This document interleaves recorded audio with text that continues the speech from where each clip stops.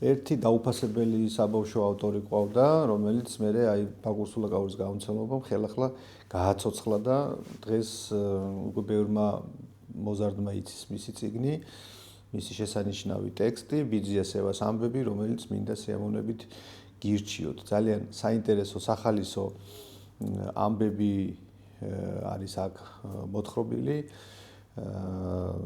ბიძიას ევა როგორც პროტაგონისტი და როგორც კარგი პერსონაჟი და მის ირგვლივ არსებული გარემო, მისი უმცროსი მეგობარი და სხვა ადამიანები, რომლებიც ამ წიგნში გვხვდებიან, სხვა პერსონაჟები, მოზარდებს ძალიან სახალისო ცხოვრებას პირდება და სახალისო თავგადასავლებს.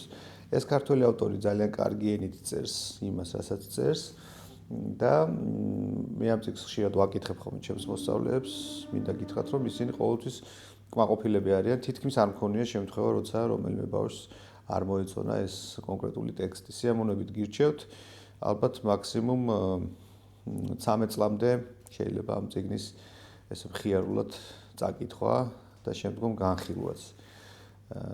დიდი მნიშვნელობა აქვს, მოკლედ ყოველი წაკითხული წიგნის შემდეგ მის გარჩევას გარემოცვასთან ერთად. ამიტომ გირჩევთ, რომ გაარჩიოთ წიგნები თქვენს შვილებთან ერთად, თქვენს პატარა მეგობრებთან ერთად, გახდით ბიძიასევები თქვენი უმცროსი მეგობრებისთვის, ან თუ არ ყავთ ესეთი გარემო, მოიყვანეთ ჩვენთან ფასკუნჩი, აქ სწორედ ესეთი გარემო გვაქვს შექმნილი. მობრძანდით.